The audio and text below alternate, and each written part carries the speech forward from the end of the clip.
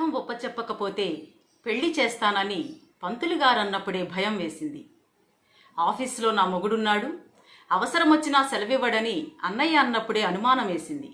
వాడికేం మగమహారాజని ఆడా మగా వాగినప్పుడే అర్థమైపోయింది. పెళ్ళంటే పెద్ద శిక్ష అని, మొగుడంటే స్వేచ్ఛాభక్షకుడని, మనం పాలిచ్చి పెంచిన జనంలో సగమే మమ్మల్ని విభజించి పాలిస్తోందని. ఇది బందిపోట్లు కవితలోది, సావిత్రి రాశారు. ఈ కవిత ఉన్న పుస్తకం నీలిమేఘాలు. నీలిమేఘాలు స్త్రీవాద కవిత్వం. ఇది సంకలనం. ఈ సంకలనం మనకి 1993 అక్టోబర్లో వచ్చింది. ఈ సంకలనానికి కవర్ డిజైన్ని అంజన్ బాబు చేశారు. అట్ట వెనక ఒక కవిత ఉంది, దానిని ఓల్గా రాశారు. అట్ట వెనక ఒక చిన్న కవిత ఉంది, అది ఓల్గా రాశారు. తర్వాత ఈ కవిత్వాన్ని మనకి అస్మిత వాళ్ళు అంకితంలో ఏం చెప్పారు అంటే, ఆర్డ్ లార్డ్ స్మృతికి అని చెప్పారు. స్త్రీవాద కవిత్వాన్ని ముందుకు నడిపిన నల్లజాతి కవయిత్రి ఈమె స్మృతికి ఈ కవిత్వాన్ని అంకితం చేశారు. ముందు మాటలు ఒక 2 ఉన్నాయి ఇందులో. ఒకటేమో వసంత కన్నభిరాన్ రాశారు. స్త్రీగా రాయటం అంటే అనే పేరుతో రాశారు. 10 పేజీల ముందు మాట ఉంది ఇది. సంకెళ్ళు తెగుతున్న సంగీతం పేరుతో 2వ ముందు మాట ఓల్గా రాశారు. ఇందులో మొత్తం కవితలు 92 ఉన్నాయి. 33 మంది కవయిత్రులు ఈ కవిత్వ సంకలనంలో చోటు చేసుకున్నారు. అనేక పత్రికల నుంచి, సంకలనాల నుంచి వచ్చిన కవిత్వం ఇందులో చోటు చేసుకుంది. తర్వాత ఈ కవితలో అన్నిటికంటే పాత కవిత 1972లో ఓల్గా రాశారు. ప్రతి స్త్రీ ఒక నిర్మల కావాలి అనేది. తర్వాత లేటెస్ట్ కవిత అంటే ఈ పుస్తకం అచ్చయ్యే నాటికి 93లో లేటెస్ట్ కవిత మనకి పరపరాగ విరాగం కె గీత రాశారు. పెద్ద కవిత నిరీక్షణ. ఈ నిరీక్షణ కవిత వసంత కన్నభిరాన్ రాశారు. చిన్న కవిత అమ్మ బొమ్మ పేరుతో అంజన రాశారు. 4 లైన్ల కవిత ఇది. నిరీక్షణ కవిత వసంత కన్నభిరాన్ వరవర్రావు గారు అప్పుడు జైల్లో ఉంటే ఆయన భార్య హేమలత గారు వస్తూ పోతూ ఉంటూ వసంత కన్నభిరాన్ గారితో ఆమె మనసులో మాటలు మాట్లాడుతూ ఉంటే ఆ ఫీలింగ్స్ని, ఆ భావాలని కవితగా రాశానని చెప్పారు. చివర్లో సంకలన సందర్భం అనే పేరుతో అస్మిత రాసిన 7 పేజీల నోట్ ఒకటి ఉంది. తర్వాత చరిత్రలో మరుగున పడిపోకుండా అని ఒక 4 పేజీలతో అప్పట్లో స్త్రీవాద కవిత్వం మీద వచ్చిన విమర్శని అందులో రికార్డు చేశారు. తర్వాత చిట్ట చివర్లో రచయిత్రుల గురించి 13 పేజీల పరిచయం ఉంది. ఇది దీనికి సంబంధించిన సంక్షిప్తంగా పరిచయం, చిన్న పరిచయం ఇది. 17-19 శతాబ్దాల మధ్యలో మనకి ఫ్రాన్స్, అమెరికా లాంటి దేశాలలో ప్రజాస్వామ్య హక్కుల కోసం స్త్రీల వైపు నుంచి కొన్ని పోరాటాలు జరిగినాయి. స్వేచ్ఛ, సమానత్వం, సౌభ్రాతృత్వం అనే మన ఫ్రెంచ్ విప్లవ నినాదం ఏదైతే ఉందో ఆ నినాదం నినదిస్తూ ఇక్కడ స్త్రీలు చాలామంది అక్కడ స్త్రీలు పోరాటం చేసుకుంటూ వచ్చారు. అది దాని తర్వాత సైమన్ దిబోవా రాసిన సెకండ్ సెక్స్ అనే పుస్తకం, one is not Born rather become a woman అని చెప్పేసి ఆమె చెప్పిన అందులో ఒక మాట చాలా స్త్రీలను ఆలోచించేటట్లుగా చేసింది ప్రపంచవ్యాప్తంగా. తర్వాత 1975లో అంతర్జాతీయ మహిళా సంవత్సరంగా యుఎన్ఓ ఐక్యరాజ్య సమితి ప్రకటించింది. 75 నుంచి 85 వరకు ఉన్న ఆ దశాబ్దాన్ని, ఆ 10 సంవత్సరాల కాలాన్ని యుఎన్ఓ ఉమెన్ డికేడ్ అని చెప్పేసి డిక్లేర్ చేసింది. ఇలాంటి వాతావరణం మనకి ప్రపంచవ్యాప్తంగా స్త్రీలకు సంబంధించి జరుగుతూ ఉంది. అయితే మనం భారతదేశానికి గనక వస్తే అప్పుడు భారతదేశంలో వందనా సోనాల్కర్ రాస్తున్న వ్యాసాలు కానీ, కమలా భాసిన్ ఆమె రాస్తున్న వ్యాసాలు, ఆమె జెండర్ మీద ఒక అవగాహన కల్పించడం కోసం ఆమె చేస్తున్న చర్చలు, ఇవన్నీ దేశవ్యాప్తంగా కొంత చర్చను లేవనెత్తాయి. అలాగే తెలుగు నేలలో గనక మనం వచ్చినట్లయితే ఆ రోజుల్లో జరిగిన సంచలనాత్మక కేసులు, మధుర కేసు ఒకటి, తర్వాత రమీజాబి కేసు ఒకటి, ఈ 2 కూడా స్త్రీల హక్కుల మీద జరిగిన ఒక పెద్ద పోరాటంగా చెప్తాము. అలాగే షబానా మనోవర్తి కేసు కూడా ఇందులో మనం చేసుకోవాల్సి వస్తుంది. తర్వాత కొన్ని పుస్తకాలు కూడా వచ్చినాయి. ఏంటి ఆ పుస్తకాలునంటే మనకు తెలియని మన చరిత్ర 1970లో స్త్రీ శక్తి సంఘటన వాళ్ళు వేశారు. తర్వాత 91లో 1,00,000 సందేహాలు పేరుతో ఇంకొక పుస్తకం వచ్చింది స్త్రీల ఆరోగ్యం సమస్యల మీద. తర్వాత చలం గారి శత జయంతి ఉత్సవాలు మనకి తెలుగు నేలలో చాలా బాగా జరిగాయి, అది ఒక నేపథ్యం. తర్వాత విప్లవోద్యమంలో పనిచేసిన స్త్రీలు పితృస్వామ్యం మీద వేసిన కొన్ని ప్రశ్నలు కూడా ఈ స్త్రీవాద కవిత్వం ముందుకు రావడం కోసం దోహదం చేసిందని చెప్పొచ్చు మనం. తర్వాత అస్మిత, భూమిక లాంటి పత్రికలు, అస్మిత రీసోర్స్ సెంటర్ వాళ్ళు చేసిన కృషి మొత్తం కలిపి దానితో పాటు ఇంకొక ముఖ్యమైన విషయం ఏంటి అని చెప్పేసి త్రిపురనేని శ్రీనివాస్ సంపాదకుడిగా వచ్చిన గురిచూసి పాడే పాట 1990లో వచ్చింది. ఇవన్నీ నేపథ్యంగా మనం స్త్రీవాద కవిత్వానికి, సాహిత్యంలో స్త్రీవాద కవిత్వం ఒక పెద్ద దుమారం లేపిందని చెప్పేసి మనం చెప్తాము.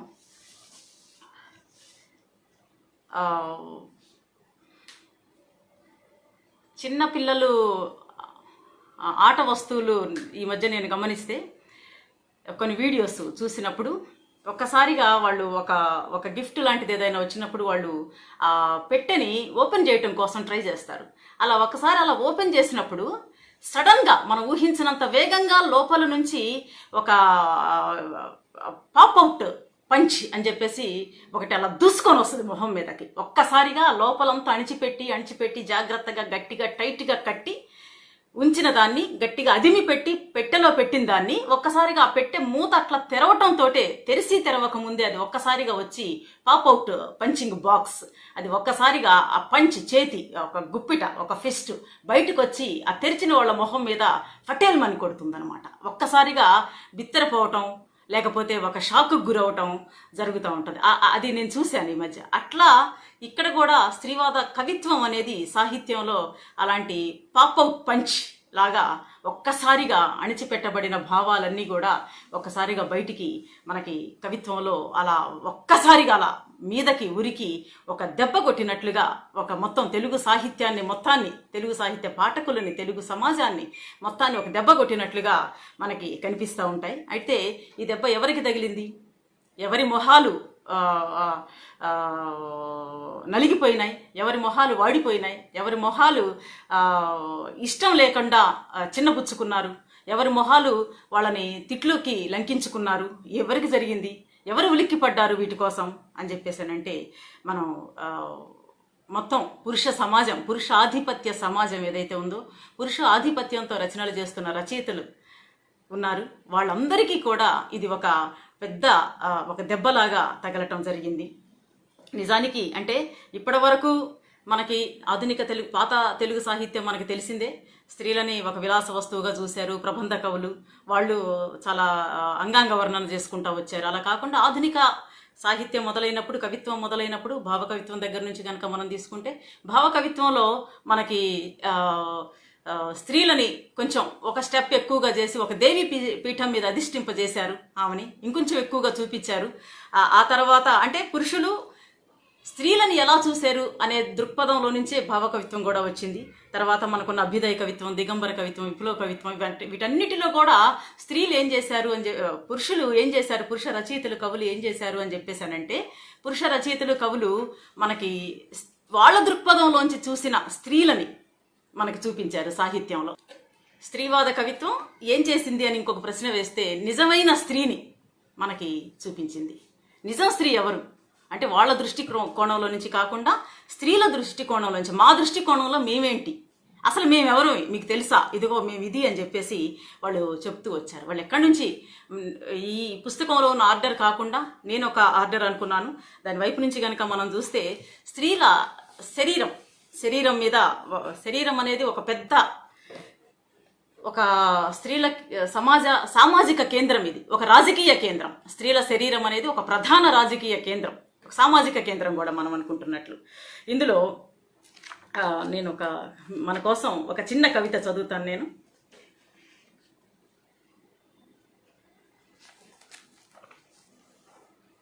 నేను ఋతువైన వేళ, కే గీత రాశారు దీన్ని. శరీరమంతా ఒకచోటే గడ్డగట్టినప్పుడు, ఒక వైయక్తిక పర్వతం నిశ్శబ్దంగా విస్ఫోటనం చెందినప్పుడు, నేను బాధని అరచేతిలో పట్టుకొనడానికి విఫలయత్నాలు చేస్తుంటాను. ఉన్నట్టుండి ఒక్క కుదుపుతుంది. నాలో నేనే ఘనం ద్రవమయ్యి మళ్ళీ గట్టిపడి ముక్కలయ్యి నెలకోసారి చచ్చినట్టు నన్ను నేను నొప్పిగా మార్చుకోవాల్సి వచ్చి చచ్చి పైకి తేలని గాయానికి పట్టీ మందెయ్యలేక పక్కటెముకల్ని పిండి చేయలేక మూడెంక వేసి మనసారా మునగ తీసుకోవాలనుకున్నా.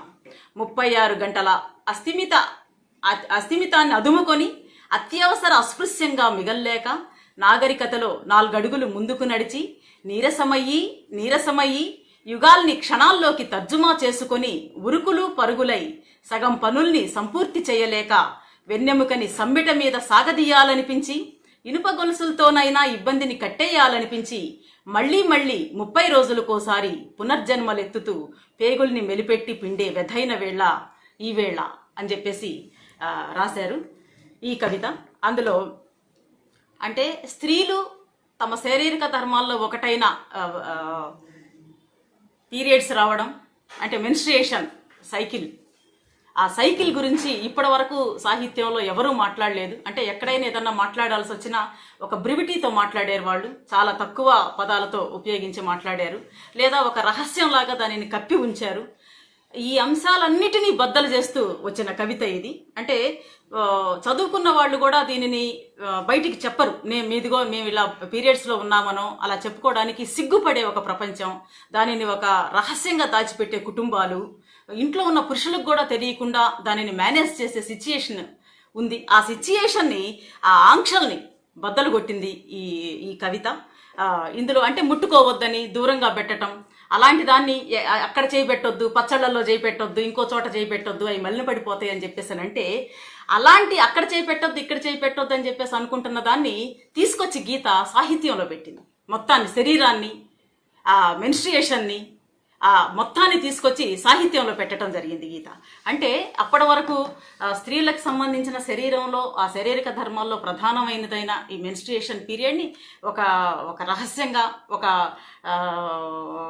ఒక తప్పులాగా కూడా, ఒక రకంగా మీరు దూరంగా జరగండి అని చెప్పేసి ఒక తప్పులాగా కూడా చూపించిన సాహిత్యానికి గీత చెప్పిన ఇది అంటే అట్లా అంటే శరీరం ఏదైతే స్త్రీల శరీరంలో ఉన్న అనేక అంశాలని స్త్రీవాద సాహిత్యం దాని చుట్టూ ఉన్న మిత్, మభ్యపెట్టిన తనం ఏదైతే ఉందో, మిథ్య ఏదైతే ఉందో దానిని మొత్తాన్ని బద్దలు చేయటం కోసం, ఒక మాయాపురాన్ని చీల్చటం కోసం వచ్చిన సాహిత్యం ఇది.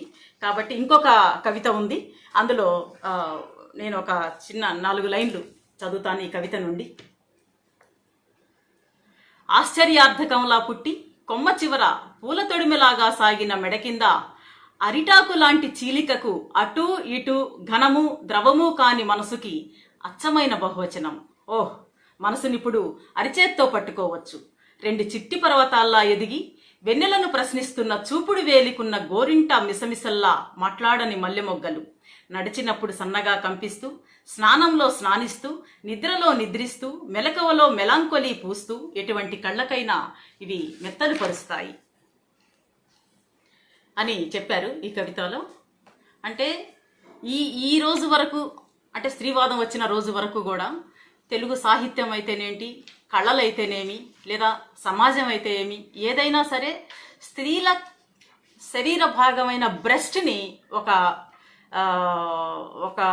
లైంగిక శారీరక భాగంగానే చూపిస్తూ వచ్చినాయి. దాని చుట్టూ పెద్ద క్రేజ్ని, ఒక వ్యామోహాన్ని దాని చుట్టూ అల్లినాయి. అందుకనే మనకి శిల్పాలు కనుక తీసుకుంటే వాటిల్లో ఎక్కువ బ్రెస్ట్ని ఎక్స్పోజ్ చేసే చిత్రాలు మనకి కనిపిస్తూ ఉంటాయి. తల్లి బిడ్డకి పాలిచ్చేటప్పుడు కూడా దానిని కంపల్సరీ ఒక సౌందర్యంగానో లేకపోతే ఒక నిండుతనంతోనో మనకి చూపించే ప్రయత్నం చాలా ఎక్కువగా జరుగుతూ ఉంటుంది.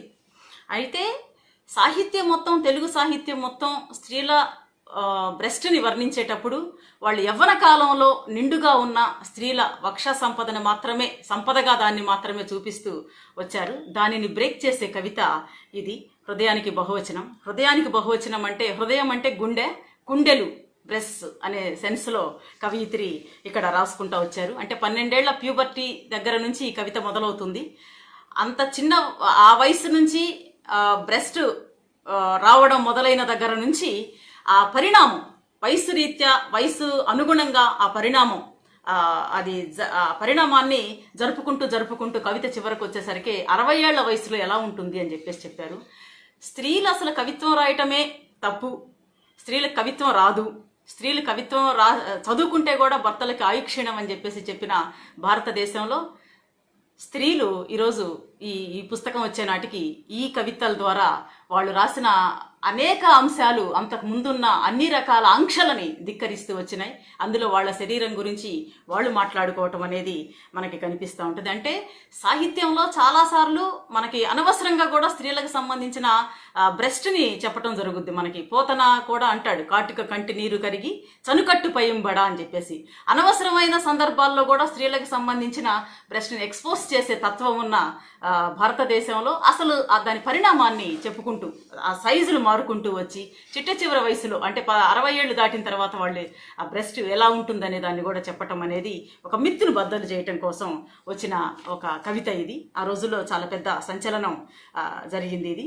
తర్వాత మనకి ఇంకొక కవిత ఉంది. ఇది చాలామందికి తెలిసిన కవిత. నేను 2 వాక్యాలు మన కోసం చదువుతాను. సౌందర్యాత్మక హింస, విమల రాశారు.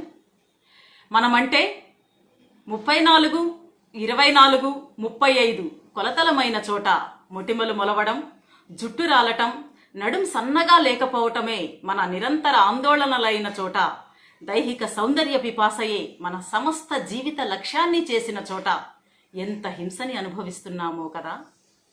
చెవులకి, ముక్కులకి రంధ్రాలు పొడిచి లోలాకులు, ముక్కెరలు వేలాడదీస్తాం.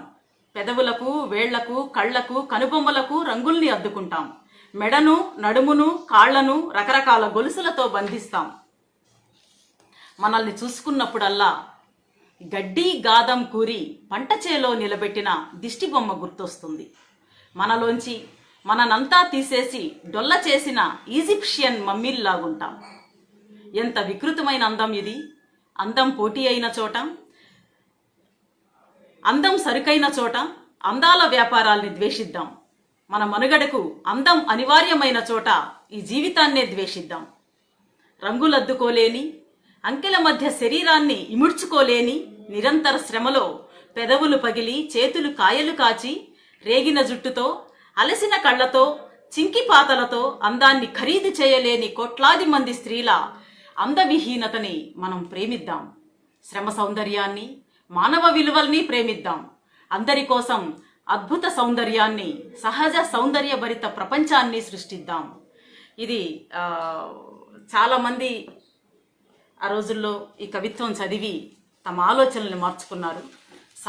స్త్రీలు ఒక ప్రకృతిలో భాగంగా చూపించింది ఈ మొత్తం సాహిత్యం. అంటే ఒక చెట్టులాగా, ఒక పుట్టలాగా, ఒక పువ్వులాగా స్త్రీ కూడా పురుషుడి కళ్ళకి ఒక అందాన్నిచ్చే ఒక ప్రకృతి పరమైన అంశం మాత్రమే అది, అంతే తప్ప మనిషి కాదని చెప్పేసి చూపించిన ఈ సాహిత్యం ఏదైతే ఉందో ఆ సాహిత్యాన్ని మొత్తాన్ని ఈ కవిత దుయ్యబట్టింది ఒక్కసారిగా.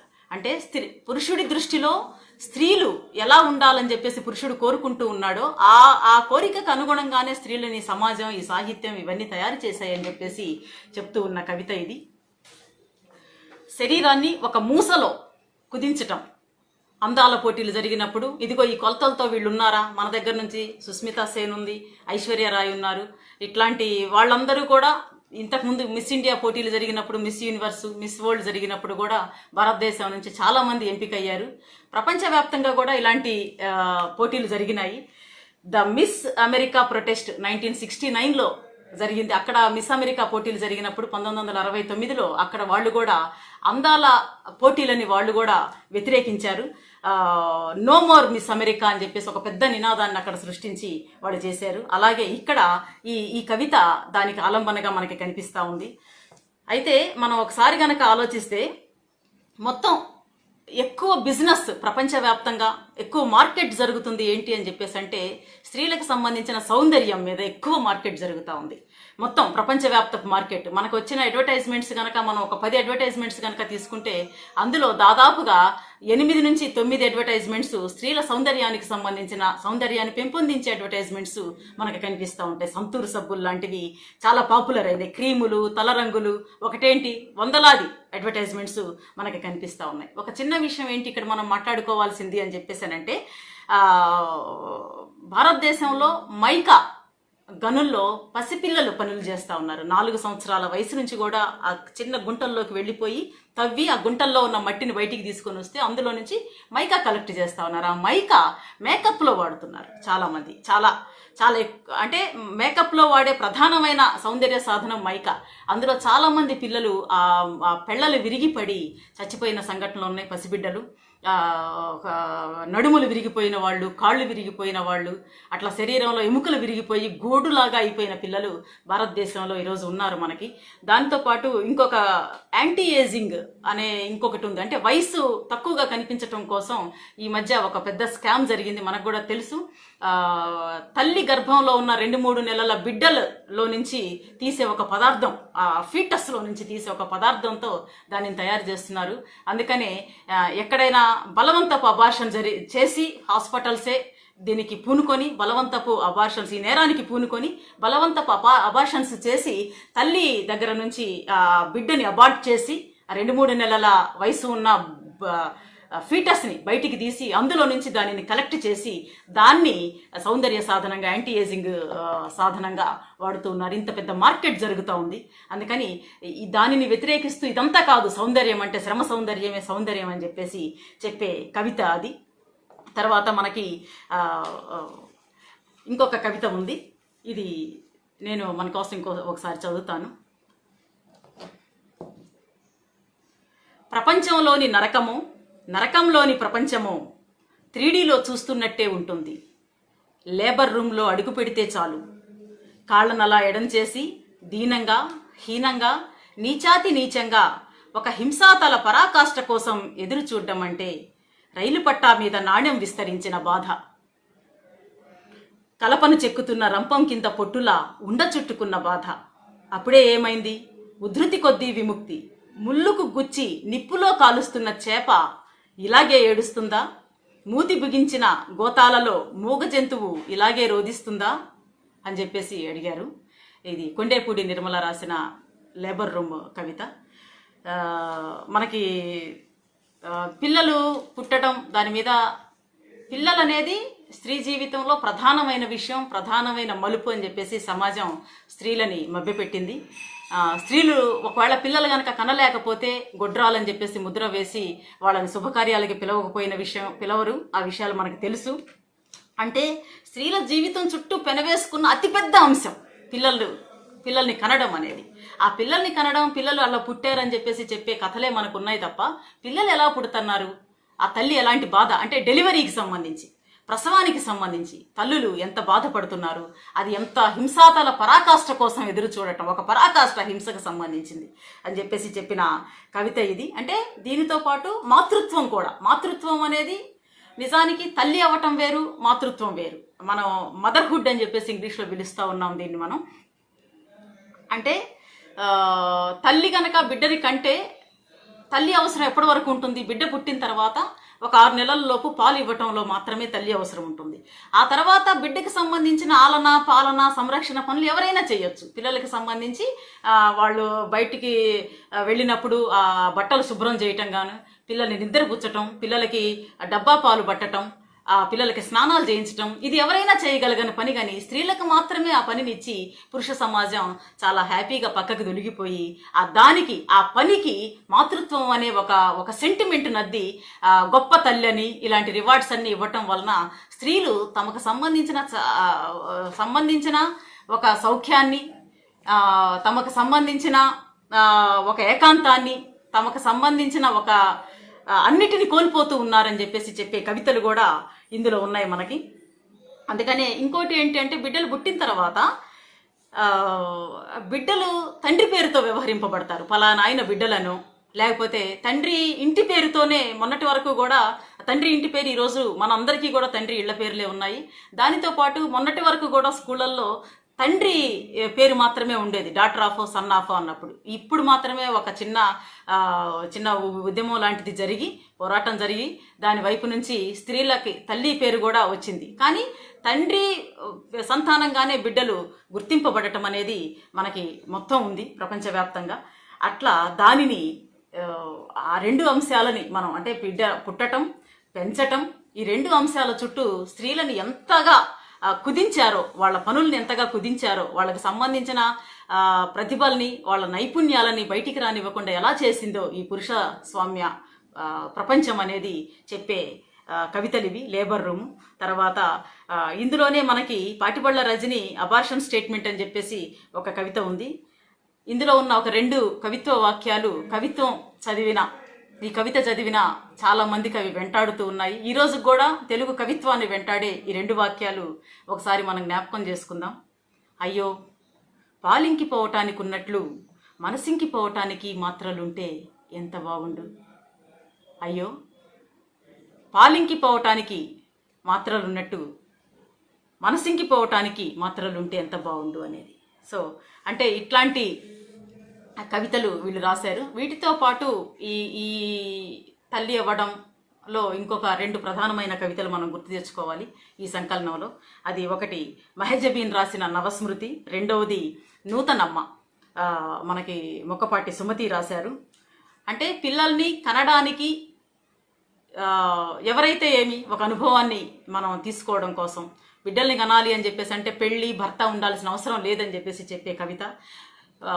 పురుషులు లేకుండా, పురుష తోడు లేకుండా, తండ్రి తోడు లేకుండా కూడా తల్లులు బిడ్డల్ని పెంచగలుగుతారనే ఇంకొక కవిత మనకి ఇందులో కనిపిస్తూ ఉన్నాయి. తర్వాత ఇందులో మనం చెప్పాల్సింది ఇంకొక కవిత ఉంది, దీనిని మనం మాట్లాడుకుందాం.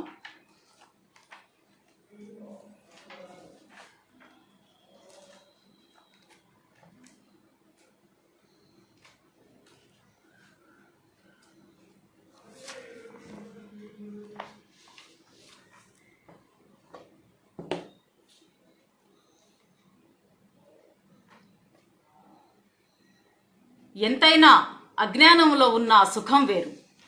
గడ్డలు గడ్డలుగా రక్తం పోయినా, 3 రోజులుగా గుడ్డ మార్చకపోయినా ఇన్ఫెక్షన్లు వస్తాయని చెప్పిందెవరు? చిరాకు పెరిగిందా? మెనోపాజ్ వస్తోందేమో. వెధవది ముట్లుడికే ముందన్నా సుఖమన్నది రాదేమో. నొక్కిచూడు నొక్కిచూడు, రొమ్ముల్లో గడ్డల భయం, సర్విక్స్లో ఇరోజన్, ఉచ్చపోస్తే నొప్పికి, తెల్లబట్టలో నురుగుకి, నడుములోని సలుపుకి 1,00,000 కారణాలు. చస్తోంటే సన్ని మంత్రం, గర్భసంచి కత్తిరించేయి, సిజేరియన్ కాన్పు చేయి, సుముహూర్తం చూసి గ్లూకోజ్ డ్రిప్తో నొప్పులు పోయి. అవునులే, ఆడపుట్టుక కాదు మరి, ఖడీగా గొంతు విప్పి మడికట్టుకున్నానని చెప్పినట్టు ముట్టయ్యానని చెప్పటం ఇప్పటికీ రాదు అని రాసిన కవిత ఇది. ఈ కవిత పేరు 1,00,000 సందేహాలే. దీనిని జయప్రభ రాశారు. ఇది 1991లో స్త్రీ శక్తి సంఘటన వాళ్ళు 1,00,000 సందేహాలని స్త్రీల ఆరోగ్యం మీద వేసిన ఒక పుస్తకం చదివి రాసిన కవిత ఇది. స్త్రీల ఆరోగ్య సమస్యలు ఇప్పటి వరకు సాహిత్యంలో ఎక్కడా అడ్రస్ చేయలేదు ఎవరు కూడా. ఏదన్నా అనారోగ్యం ఉందని చెప్పేసి చెప్తారు తప్ప పర్టికులర్ అనారోగ్యం ఏంటి, స్త్రీల శరీరాలకు సంబంధించిన పర్టికులర్ అనారోగ్యం ఏంటి అనే విషయాన్ని ఒక రహస్యంగానే మాట్లాడతారు. అంటే ఆ ఇంట్లో ఉన్న పురుషులకు కూడా ఆ విషయం చాలా మందికి ఒక స్పష్టత ఉండదు. మీ అమ్మకి ఏదో ఆపరేషన్ అయిందంట కదా, ఏం ఆపరేషన్ అయిందంటే నాకు తెలియదు అంటారు. వయసులో ఉన్న కొడుకులు కానీ చదువుకున్న కొడుకులు కూడా సరిగ్గా తెలియదు అని అంటారు. హిస్టెక్టమీ అయింది అని చెప్పేసి తెలుసుకోలేకపోతారు. ఇంకేదన్నా ఆపరేషన్ అయిందని చెప్పేసి వాళ్ళ జ్ఞానంలోకి అది రాకుండా పోతుంది. అంటే దీనిని అదొకటి, ఆ నాలెడ్జి వాళ్ళకి లేకపోవటం ఒకటి. దానితో పాటు ఇంకొక ముఖ్యమైన విషయం ఏంటంటే కుటుంబాలు స్త్రీల ఆరోగ్యాన్ని ఎక్కువ నిర్లక్ష్యం చేస్తాయి. ఇప్పటికీ కూడా చాలా ఇళ్లలో వినిపించేది ఏంటంటే మా వారికి ఒంట్లో బాగాపోతే ఆయన వెంటనే హాస్పిటల్కి వెళ్ళిపోతారండి, మందులు తెచ్చుకుంటారు, వేసుకుంటారు, డాక్టర్ చుట్టూ తిరుగుతారు, ఆరోగ్యంగా ఉండటం కోసం అనేక రకాలైన తిండి మారుస్తారు, డైట్ కండిషన్స్ మార్చుకుంటూ ఉంటారు. ఇవన్నీ మా బర్డెన్ అంతా మేమే చేస్తున్నాం అని చెప్పేసి చెప్తారు. అట్ ది సేమ్ టైం స్త్రీలకు సంబంధించిన అనారోగ్య సమస్య వస్తే అది తలనొప్పి కావచ్చు, కడుపు నొప్పి కావచ్చు, జ్వరం కావచ్చు, ఏదో ఇంట్లో ఉన్న చిన్న చిన్న వంటింటి మూలికలు ఏవో వేసుకోవటమో, లేకపోతే అంతో ఇంతో ఒక గంట పడుకొని రెస్ట్ తీసుకొని బాగానే ఉందిలే నాకని చెప్పేసి మళ్ళీ లేచి స్త్రీలు ఇంటి పనిలో, వంట పనిలో పడటము, ఉద్యోగ పనిలో పడటము జరుగుతూ ఉంటుంది. అంటే కుటుంబ నిర్లక్ష్యానికి ఎక్కువ స్త్రీలు గురవుతూ ఉన్నారు అనేది చెప్పారు. ఆ అంశాలు ఇందులో మనకి కనిపిస్తూ ఉన్నాయి. ముఖ్యంగా స్త్రీల ఆరోగ్యంలో తెలుసుకోవాల్సిన అంశం ఏంటి అని అంటే, జననాంగాలకు సంబంధించిన ఒక హైజీన్కి సంబంధించిన ఇన్ఫర్మేషన్, ఒక జ్ఞానం, ఒక విజ్ఞానం ఆ కుటుంబంలో లేకపోవటం, దానికి సంబంధించిన విజ్ఞానం, దానిని తెలుసుకోవటం కోసం పిల్లలు అంటే అది కానీ, లేదా స్త్రీ పురుష సంబంధాలకు సంబంధించిన అంశాలు కానీ, అంటే లైంగిక అంశాలకు సంబంధించిన విషయాలు కానీ పిల్లలకి తెలియకపోవటం, పిల్లలంటే చిన్న పిల్లలు కాదు, ఆ కుటుంబంలో ఉన్న వయసుకు వచ్చిన పిల్లలకి సరైన ఆరోగ్య వాతావరణంలో తెలియవు. ఒకవేళ తెలుసుకుంటే అవి ఒక ఏమంటున్నాం మనం, ఒక పోర్న్ లిటరేచర్ ద్వారా మాత్రమే తెలుస్తూ ఉంటాయి. దీనివలన ఎక్కువ అనారోగ్యం బారిన పడిన స్త్రీలు చాలామంది ఉన్నారు. నిజానికి ఇలాంటి శరీరంలో ఉన్న కొన్ని అవయవాలకు సంబంధించిన అనారోగ్యాన్ని స్త్రీలు బయటికి చెప్పుకోకపోవటం వలన అనేక మరణాలు సంభవించినాయి భారతదేశంలో. అది మనకు తెలుసు. ఆ అంశాలని ప్రస్తావిస్తూ చాలా ఇప్పటి వరకు సాహిత్యంలో పరిచయం లేని పదాలని ఈ కవితలో మనం చూస్తున్నాం. మెనోపాజ్ అనో, లేకపోతే తెల్లబట్టనో, లేకపోతే ఉచ్చలో ఇవనో, ఇలాంటి చాలా పదాలు మనకి ఇందులో కనిపిస్తూ ఉంటాయి. అది మళ్ళీ మనం మాట్లాడుకుందాం. దాంతోపాటు ఇంకా ఈ కవిత్వం ఇంకా ఏం చెప్పింది అని చెప్పేసానంటే, స్త్రీల భారతదేశంలో ఎక్కువ స్త్రీలు తమ లైంగికతని బయటికి మాట్లాడకూడదు. తమ లైంగిక అనుభూతుల్ని కానీ, ఆలోచనలను కానీ, అనుభవాలను కానీ బయటికి అన్ని విషయాల్లాగా మాట్లాడకూడదనే ఒక పెద్ద నిబంధన, అంటే ఎవరు పెట్టారు అని చెప్పేసి చెప్పడానికి లేదు. ఈ నిబంధన చాలా కన్స్ట్రక్టివ్గా చాలా చిన్నప్పటి నుంచి ఉంది, కుటుంబాల్లో, సమాజంలో ఉంది. అలాగే సాహిత్యంలో కూడా ఈ నిబంధన ఉన్నట్టుగానే మనకి కనిపిస్తూ ఉంటుంది. స్త్రీలు ఆ విషయాలు ఎప్పటికీ మాట్లాడకూడదు అని చెప్పేసి. అందుకనే మనకి ముద్దుపళని మీద చాలా పెద్ద దాడి జరిగింది. రాధికా స్వంతనం రాస్తే, పురుషులు రాసిన అంతకంటే విచ్చలవిడి శృంగారాన్ని ప్రబంధ సాహిత్యంలో పురుషులు చాలామంది రాశారు.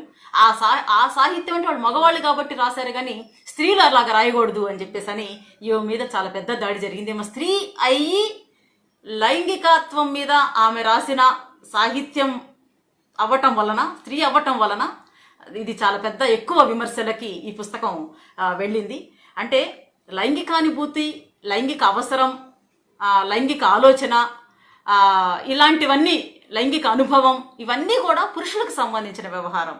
ఇది స్త్రీలకు ఏమాత్రం సంబంధించిన వ్యవహారం కాదు అని చెప్పేసి మన సాహిత్యం చెప్తూ ఉంటే, దానిని బద్దలు కొడుతూ ఈ సాహిత్యం మనకి స్త్రీవాద సాహిత్యం వచ్చింది. అందులో ఒక చిన్న కవిత మనం చదువుకుందాం. నేను కొంచెమే చదువుతాను, చాలా 2 పేజీల కవిత ఇది. అనురాగ దగ్ధ సమాధి, రేవతీదేవి రాశారు. 1981లో వచ్చిన కవిత ఇది. ఈ హృదయం రసజ్వలిత దాహంతో వెచ్చగా విచ్చుకున్న నెత్తురు పువ్వు, ఆ మమతల చెక్కిలి చేర్చనిదే ఈ సెగ చల్లారదు. ఎర్రని మధువుతో వెచ్చగా చిప్పిల్లే ఈ పెదవులతో ఆ ఒళ్లంతా తడవనిదే ఈ సెగ చల్లారదు. ఈ కామమోక్ష మోక్షకామ అశాంతుల అగ్నిగోళ్ల మహారణ్యాల కాంక్షా సౌందర్య తాండవకీలల్లో దగ్ధమై ప్రభవించి దగ్ధమై రమిస్తే, శమిస్తే, దమిస్తే శాంతి శాంతి శాంతి అని చెప్పేసి రాశారు. లైంగికానుభూతిని ఈ 2 పేజీల కవితలో రాశారు. దీనిని మనం చదివేటప్పుడు స్త్రీలలో ఉన్న లైంగికానుభూతి ఇప్పటి వరకు రికార్డు ఎక్కడా చేయలేదు ఎవరు కూడా. ఇదిగో ఇట్లా ఉంటుంది, పురుషులు వాళ్ళ లైంగికానుభూతుల్ని రాసుకున్నారు, లేదా సౌందర్య సెక్స్ ఆలోచనలను రాసుకున్నారు, లైంగిక ఆలోచనలు రాసుకున్నారు. కానీ స్త్రీలకు సంబంధించిన లైంగికానుభూతి ఎలా ఉంటుంది, ఏం అవసరం ఉంటుంది స్త్రీలకి లైంగికంగా, ఎలాంటి అవసరాలు ఉన్నాయి వాళ్ళకి, దాన్ని ఎలా ఎలా అయితే అవి తీరుతాయని చెప్పేసి చెప్పిన అనురాగ దగ్ధ సమాధి కవిత మొత్తం ఈ పుస్తకంలో వచ్చిన లైంగిక అనుభూతుల మీద ప్రధానమైన కవితగా మనం చెప్పుకోవచ్చు. తర్వాత ఒకవేళ స్త్రీలు ఎవరైనా సరే ఇలాంటి అంశాలు కనుక మాట్లాడితే వాళ్ళని బరితెగించిన వాళ్ళుగా ముద్రలు వేయటం కూడా మనకు తెలిసిన విషయమే. బరితెగించిన వాళ్ళు లేకపోతే తేడా వాళ్ళు అని చెప్పేసి అనుకుంటాం, వాళ్ళని దూరంగా ఉంచటం, వాళ్ళకి వేరే వాళ్ళను దూరంగా పెట్టడం కూడా ప్రయత్నాలు జరుగుతూ ఉంటాయి మన దగ్గర. అయితే ఇందులో ఇంకొక కవితను కూడా మనం మాట్లాడుకోవాల్సి ఉంటుంది. అది నేను మన కోసం 2 వాక్యాలు చదువుతాను.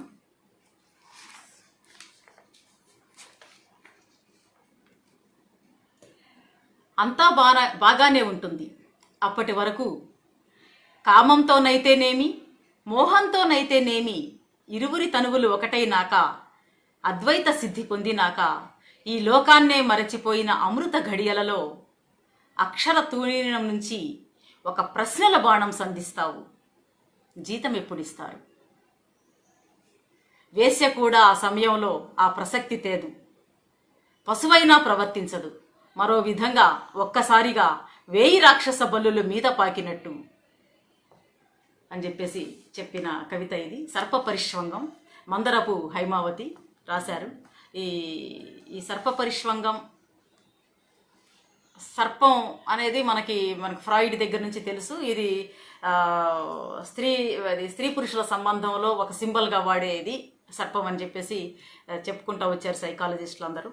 అయితే ఇక్కడ సర్ప పరిష్వంగం అని చెప్పేసి అంటే ఒక జుగుప్సాహమైన పరిష్వంగం ఇది అనే అర్థంలో కూడా కవిత్రి ఇక్కడ సర్ప పరిష్వంగం అని చెప్పేసి కవిత రాశారు. అంటే స్త్రీ పురుషుల శృంగార సమయంలో పురుషులు ఆర్థికత్వంలో నుంచి స్త్రీలను చూడటం, అందుకనే అలాంటి సమయంలో కూడా పురుషుడు ఆమెని జీతం ఎప్పుడు ఇస్తారు, నువ్వు ఎంప్లాయీ కదా, నీ జీతం ఎప్పుడు వస్తుంది అని చెప్పేసి ఆమెను అడిగితే ఆమె ఎలా ఫీల్ అవుతుంది అంటే, అనురాగ దగ్ధ సమాధిలో ఇదిగో ఇంత గొప్ప అనుభూతి ఉంటుంది అని చెప్పేసి స్త్రీ పురుష సంబంధాల మధ్యలో ఇంత గొప్ప అనుభూతి ఉంటుంది అని చెప్పేసి అంటే అందులో నుంచి ఒక నెగిటివ్ కోణాన్ని మనకి ఇదిగో ఈ అనుభూతి ఇలా ఛిద్రమై కూడా పోతుంది అని చెప్పేసి చెప్పిన మందరపు హైమావతి కవిత ఇది సర్ప పరిష్వంగం. తర్వాత అంటే ఇలాంటి అంశం మీద ఇంకా చాలామంది రాశారు. జయప్రభ స్పర్శానురాగాన్ని ఆలపిస్తూ అని రాశారు. తర్వాత ఘంటసాల నిర్మల జుగల్బందీ రాశారు. పాటిబండ్ల రజని రాజీవనాలు, కొండేపూడి నిర్మల తెల్లారకట్టకి యువతల, కే గీత పరపరాగ విరాగం అనే కవితలు ఇదే సబ్జెక్టు మీద వచ్చినాయి. నేను వాటన్నిటినీ చదవటం లేదు. తర్వాత ఇంకొక విషయం ఏంటి అని చెప్పేసానంటే, సాహిత్యంలో ఈ స్త్రీవాద కవిత్వ సంకలనం, ఈ సంకలనం ఏం చేసింది, లేదా స్త్రీవాద కవిత్వం ఏం చేసింది తెలుగు సాహిత్యానికి అని చెప్పేసానంటే, ఇప్పటి వరకు సాహిత్యంలో మాట్లాడిన అంశాలన్నింటినీ తీసుకొని వచ్చింది, మొత్తం ఏరుకొని వచ్చింది. ఎక్కడెక్కడ విస్మరణకి గురైనాయి, ఎక్కడెక్కడ నిర్లక్ష్యానికి గురైనాయి, ఎక్కడెక్కడ ఆంక్షలకి గురైనాయి, ఎక్కడ అభ్యంతరాలకి గురైనాయి, ఎక్కడ చీదరింపులకు గురైనాయి, ఎక్కడ రహస్యానికి గురైనాయి, ఇలాంటి అనేక అంశాలను ఏరుకొని వచ్చి కుప్పపోసుకొని ఆ వస్తువుల మీద కవిత్వం రాశారు. వాటిల్లో నేను ఒక కవిత చదువుతాను ఇక్కడ.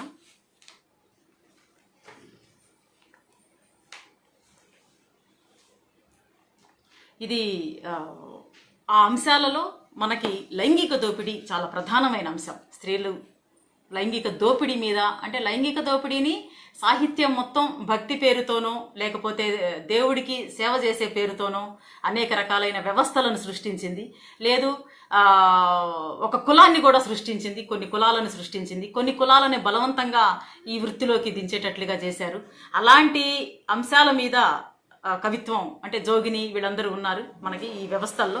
వీటన్నిటి మీద ఇప్పటి వరకు స్త్రీల దృష్టికోణంలో నుంచి కవిత్వం రాలేదు. అందులోంచి వచ్చిన కవిత్వం ఇది. ముఖ్యంగా వేశ్య సమస్య మీద వచ్చిన కవిత్వం ఇందులో చాలా ఉంది. ఆ సమస్యల మీద లైంగిక దోపిడీ, ఇది సమాజం స్త్రీలను చేస్తున్న అతిపెద్ద లైంగిక దోపిడీ, దాని మీద వచ్చిన కవితల్లో మెహందీ స్త్రీల విజ్ఞప్తి అని చెప్పేసి ఓల్గా రాశారు. ఒక పోయం మనం చదువుకుందాం. ఓ మగమద మృగాల్లారా, మీరు మీ ఇళ్లల్లో చావండి, మీ భార్యల ఒళ్లల్లో చావండి, మీ తల్లుల గుండెలపై చావండి. మీరు చావడానికి దేశంలో పరమ పవిత్ర స్థలాలెన్నో ఉన్నాయి. మీ గృహ స్వర్గసీమలు, మీ మమతాలయాలు, మీ పవిత్ర బంధాల పొదరిళ్ళు ఉన్నాయి. నదులు, సముద్రాలు, పర్వతాలు, ఎడారులు, ఎత్తైన మేడలు, లోతైన బావులు, పంటచేలు, కాలవగట్లు, హోటల్ గదులు, ఎక్కడైనా చావచ్చు. మాకు మిమ్మల్ని బతికించటమే తెలుసు.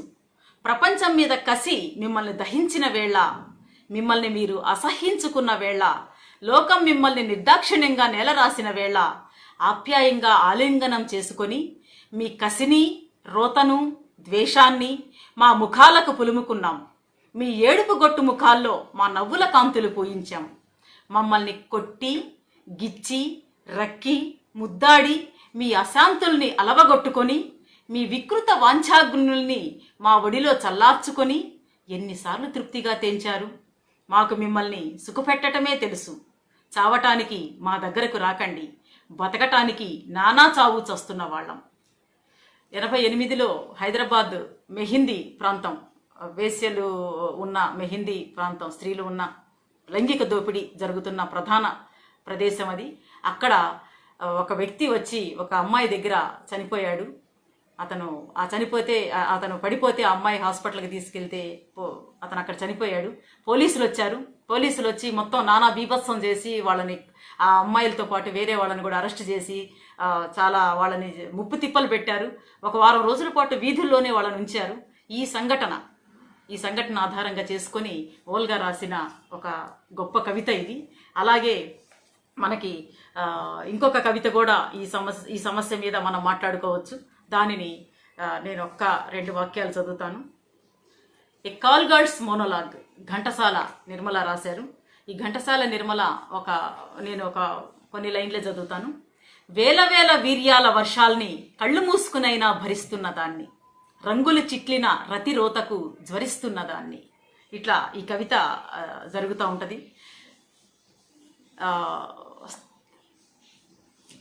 ఆ స్త్రీలు అనుభవించే హింస, మనం దానిని లైంగికానందం అని పురుషులు పిలుచుకుంటా ఉన్నారు, లేదా సమాజ సేవ చేస్తున్నారు స్త్రీలు అని చెప్పేసి అనుకొని ఉండొచ్చు. ఇలాంటి రకరకాల, లేదు పురుషులు అక్కడికి పోయి రిలాక్స్ అవుతారని చెప్పుకోవచ్చు. ఇలాంటి రకరకాల అంశాలలో నుంచి మనం పురుష దృష్టిలో నుంచే ఈ స్త్రీలను చూడటం జరిగింది. ఇప్పుడు స్త్రీలు తమ దృష్టిలోంచి అసలు దీనిని మేము ఎట్లా ఫీల్ అవుతున్నాం అని చెప్పేసి చెప్పారు. అందుకనే వాళ్ళు అదే వేల వేల వీర్యాల వర్షాల్ని కళ్ళు మూసుకునైనా భరిస్తున్న దాన్ని, రంగులు చిట్లిన రతిరోతకు జ్వరిస్తున్న దాన్ని అని చెప్పేసి చెప్పుకొచ్చారు. అలాగే ఇంకొక కవిత ఉంది. ఇది చాలా సున్నితమైన కవిత. ఈ సమస్యలో కేవలం వయసులో ఉన్న స్త్రీలే కాకుండా పసిబిడ్డల్ని కూడా ఈ సమస్యలోకి లాగిన వాళ్ళు ఉన్నారు. ఈ చావు బతుకుల సమస్యలో పసిబిడ్డలు కూడా ఉన్నారు. మనకి చిన్న చిన్న బిడ్డల చేత ఈ వ్యాపారాన్ని చేయిస్తున్న వాళ్ళు ఉన్నారు. అసలు ఏమీ తెలియదు, ఇంకా అసలు ప్యూబర్టీ కూడా రాదు, అంటే 11 వయసు కూడా రాదు. పసిబిడ్డలను కోరుకునే అంతటి ఏమంటాం వాటిని మనం, ఒక సైకలాజికల్ డిజార్డర్ ఉన్న వాళ్ళని చాలా మందిని ఆకర్షించటం కోసం చిన్న చిన్న బిడ్డల్ని వ్యభిచారంలోకి దింపుతున్న కూపాలు ఉన్నాయి. అలాంటి బిడ్డల కోసం రాసిన కవిత ఇది. దీనిని శిలాలోలిత రాశారు.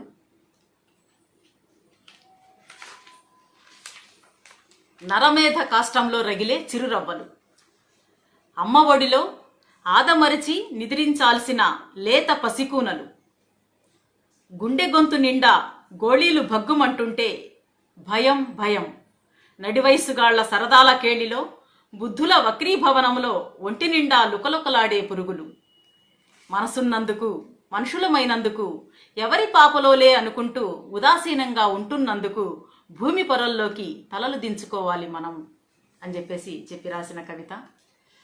చిన్నపిల్లల సెక్స్ ర్యాకెట్ ఈరోజు చాలా ఎక్కువ ఉంది ప్రపంచవ్యాప్తంగా. వాళ్ళ కోసం విదేశీ యాత్రికులని ఆకర్షించటం కోసం ఎక్కువ ఈ బిడ్డల్ని ప్రయోగిస్తూ ఉన్న దేశాలు ఉన్నాయి. అందులో భారతదేశం చాలా ప్రధానమైన స్థానంలో ఉంది.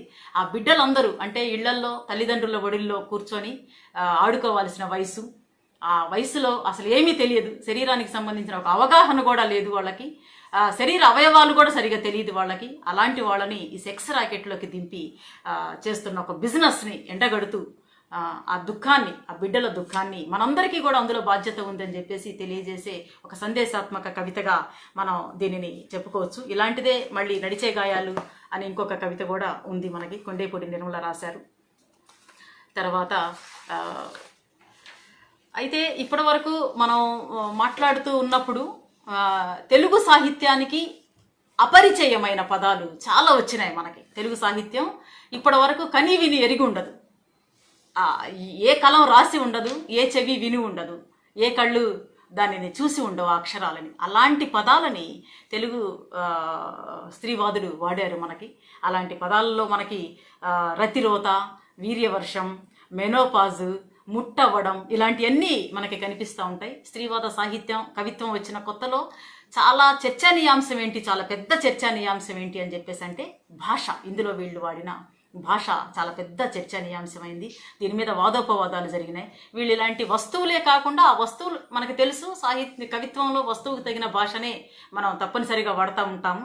అలాంటి ఆ వస్తువులు రాసేటప్పుడు ఆ పదాలతో కూడిన భాషని మాత్రమే రాయాల్సి ఉంటుంది. ఆ దానిని తప్పుపట్టిన వాళ్ళు చాలామంది ఉన్నారు.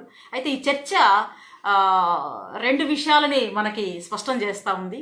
ఏంటి అనంటే అప్పటి వరకు ఎవరూ గమనించని విషయాలు కొన్ని. ఏంటి, పురుష నిర్మిత భాష ఉండటం సాహిత్యంలో, మ్యాన్ మేడ్ లాంగ్వేజ్, పురుషుల చుట్టూ పురుష దృక్పథంలో నుంచి పురుషస్వామ్యంలో నుంచి భాష ఉండటం. గాడ్ అంటాం ఇంగ్లీష్లో, తెలుగులో దేవత దేవుడు ఉంటే దేవత ఉంది, మరి ఇంగ్లీష్లో గాడ్ అంటే గాడెస్ అంతే తప్ప ఒక ప్రత్యేకమైన పదం లేదు. దేవతకి ఒక ప్రత్యేక పదం లేదు.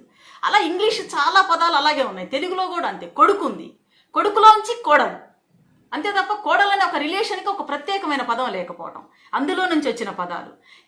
ఇలాంటి పదాలని బ్రేక్ చేస్తూ కూడా మనకి ఈ స్త్రీవాద కవిత్వం వచ్చింది. అందుకే మనం ఇందాక చదువుకున్న ఓల్గా రాసిన ఓ మగ మద మృగాల్లారా అని చెప్పేసి అన్నది ఆమె అన్నప్పుడు, అందులో అది ఇంగ్లీష్లో కనుక మనం మాట్లాడుకుంటే మేల్ చావనిస్టిక్ పిగ్ అని చెప్పేసి వాళ్ళు అన్నారు దాన్ని. ఆ పదాలని, అలాంటి పదాలని ఆమె సృష్టించారు. అయితే ఇంకా సృష్టించాల్సిన అవసరం చాలా ఉంది.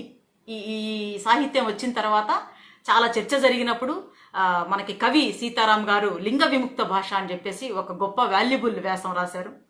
ఇంకా వీళ్ళు ఇది సాధించాల్సిన అవసరం ఉందని చెప్పేసి అందులో చెప్పారు. అయితే ఇందులో ఇంకొక అంశం ఏంటి అని చెప్పేసానంటే ఆంక్షలు బద్దలు చేయటం. వీళ్ళు ఎలాంటి ఆంక్షలు, ఇదిగో స్త్రీలు ఇలాంటి భాష మాట్లాడకూడదు. ఈ రోజుకి కూడా ఏం బాస్ బాగున్నావా అని చెప్పేసి ఎవరన్నా అమ్మాయి వలకరిస్తే అక్కడున్న చాలా మంది వెనక్కి తిరిగి చూస్తారు, అమ్మాయిలు కూడా తిరిగి చూస్తారు. ఎందుకని, ఆ బాస్ అనే మాట అబ్బాయిలే వాడతారు కానీ అమ్మాయిలు వాడరు.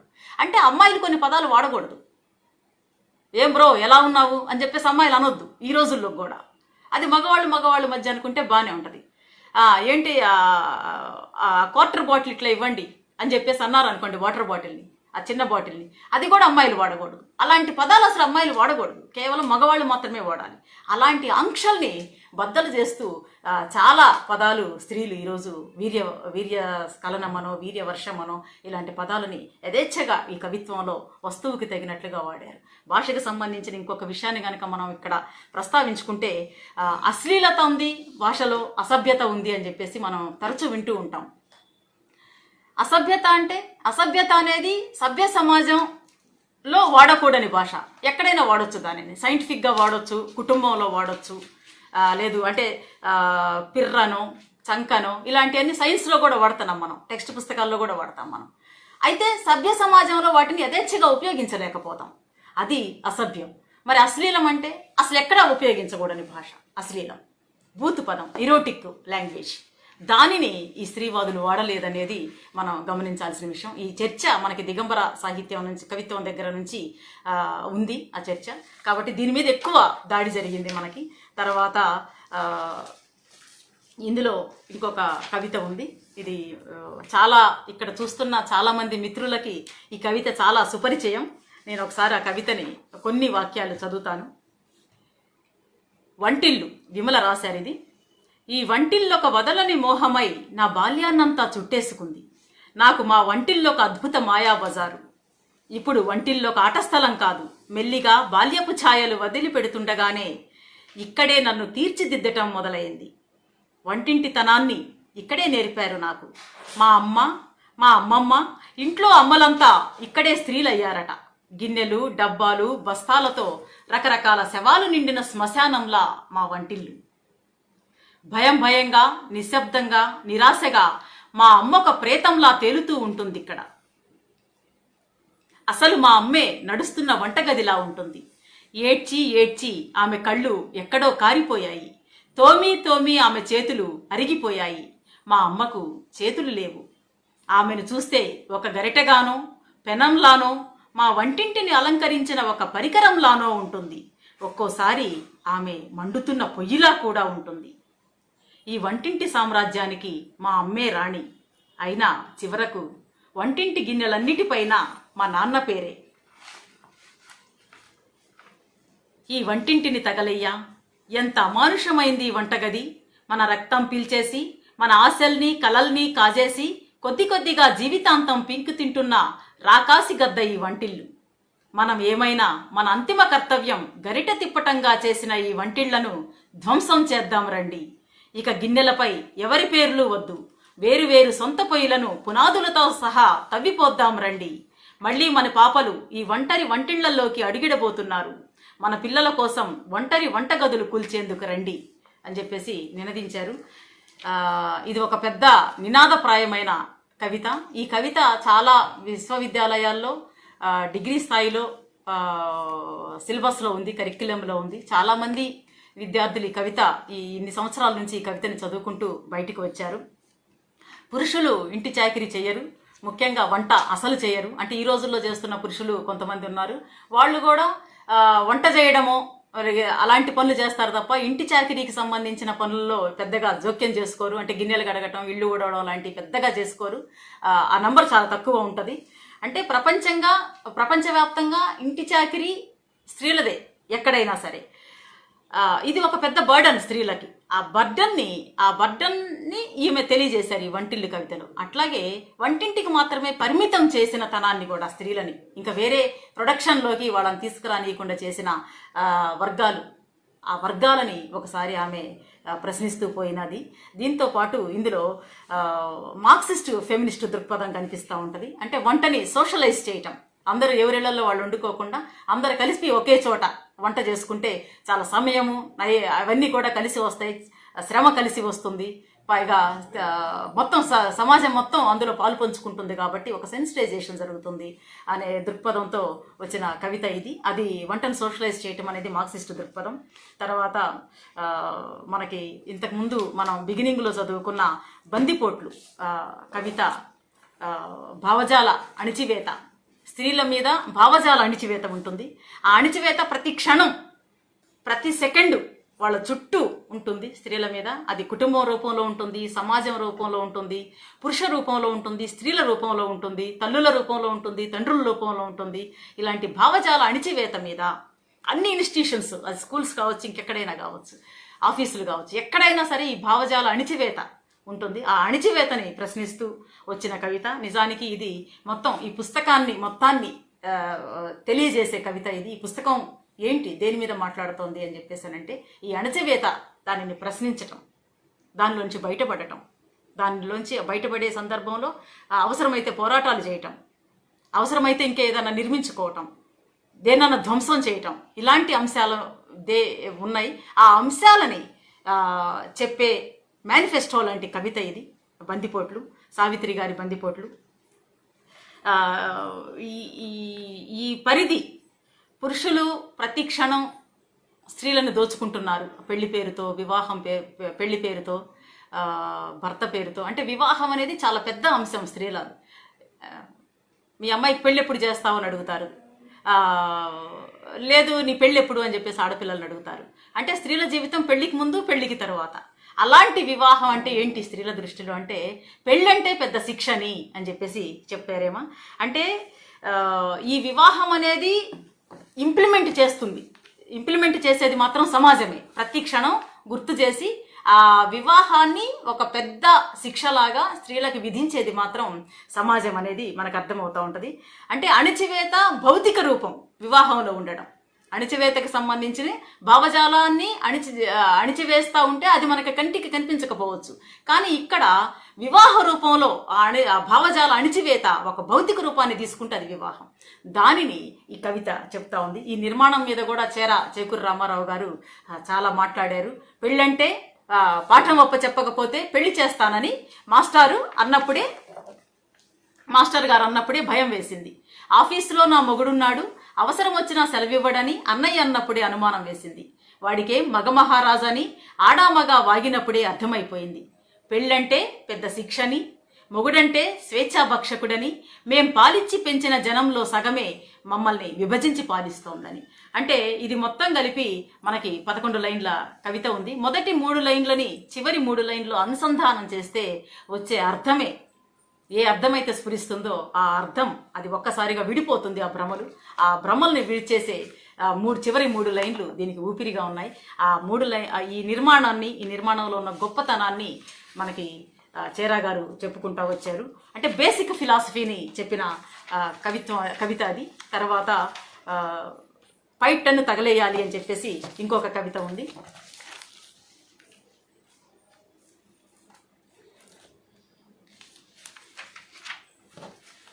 దీనిని జయప్రభ రాశారు. దీని మీద కూడా చాలా చర్చ జరిగింది. ఈ రోజుకి కూడా ఎవరన్నా ఏమైనా చర్చ చేయాలనంటే ఈ కవితనే, శ్రీవాద కవిత్వాన్ని చర్చ చేయాలి అని అంటే ఈ కవితనే తీసుకొని అక్కడి నుంచే మొదలు పెడతాం జరుగుతూ ఉంటుంది. అంటే పితృస్వామ్య గురించి మాట్లాడే కవిత ఇది. పైట కొంగుని చూస్తే నాకెందుకో పాతివ్రత్యం గుర్తొస్తుంది. భుజాల నుంచి కిందికి వేలాడే గుదిబండల అదెప్పుడూ నా స్వేచ్ఛని హరిస్తూనే ఉంటుంది. నాకు అలవాటు లేని సిగ్గుని మప్పుతుంది. ఏదో కంగారుని పిట్టలా నా చుట్టూ తిప్పుతుంది. నువ్వు ఆడదాని వంటూ హిప్నటైజ్ చేస్తుంది. నేను మనిషినన్న భావాన్ని నా చేత మరపిస్తుంది. నన్ను అబలను చేసిన పితృస్వామ్యపు అదృశ్య హస్తం పైట. నేను నడిచే శవాన్ని కాకుండా ఉండాలంటే ముందుగా పైటను తగలేయాలి అని చెప్పేసి 2 సార్లు చివరిలో అన్నారు.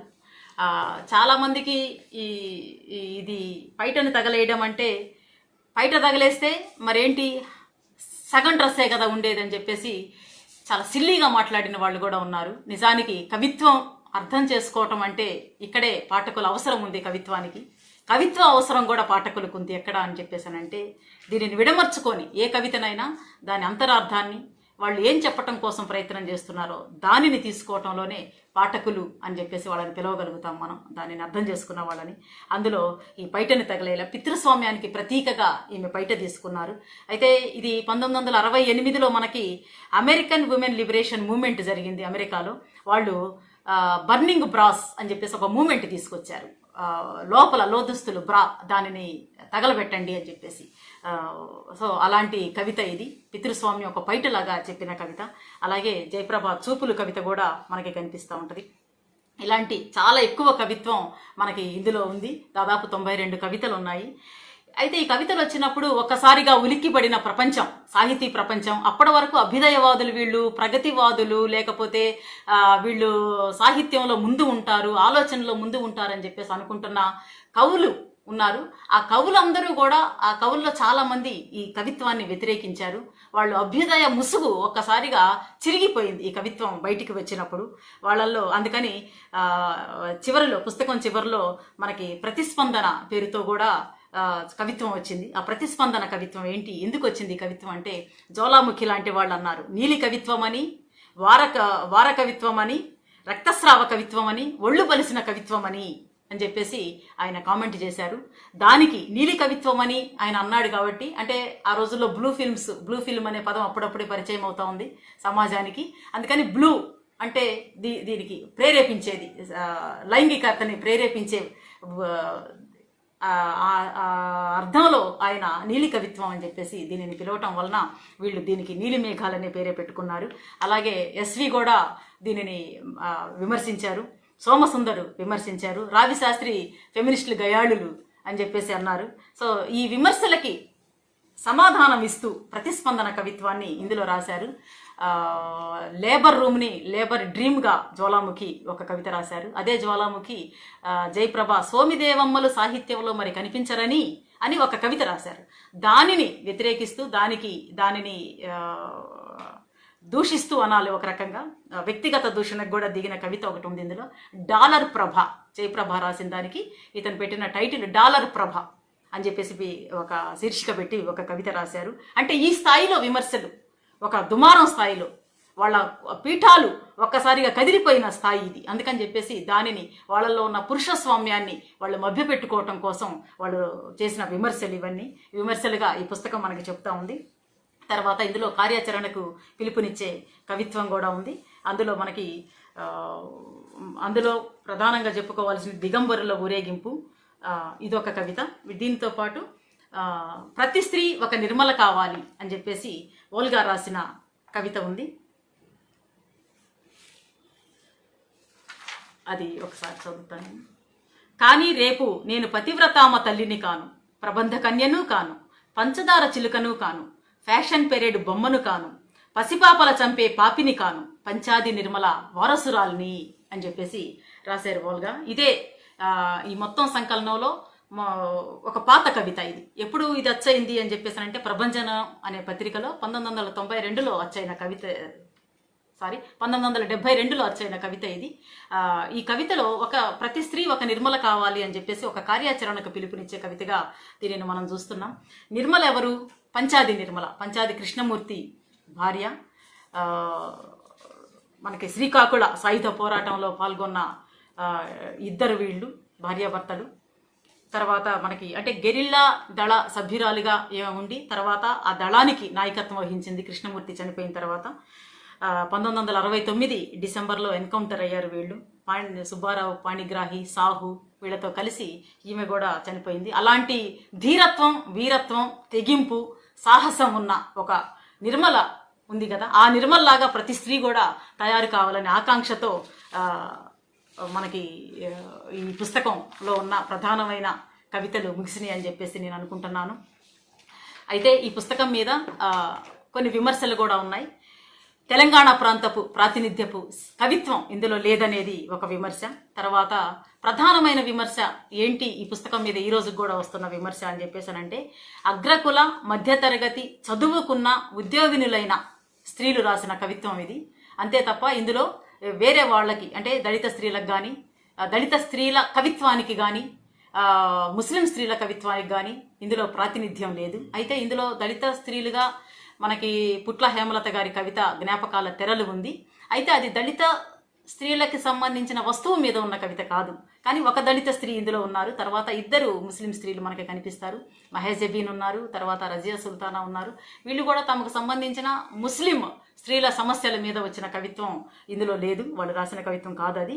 తర్వాత అయితే ఇంకొక ఇందులో మనం ఈ పుస్తకాన్ని చూస్తే ఆనాడు వస్తున్న స్త్రీలు రాస్తున్న స్త్రీలకి ఇన్ని విమర్శలు వస్తూ ఉన్నాయి కాబట్టి వాళ్ళకు ఒక ధైర్యాన్ని ఇవ్వటం కోసం మాత్రమే ఈ పుస్తకాన్ని మేము తీసుకొని వచ్చామని చెప్పేసి వసంత కన్నబిరాన్ ఓల్గా చెప్పుకుంటా వచ్చారు మనకి. అంతే తప్ప దీని వెనక ఎలాంటి కుట్రలు, వేరే ఉద్దేశాలు లేవనేది ఆమె స్పష్టం చేస్తూ ఉన్నారు మనకి.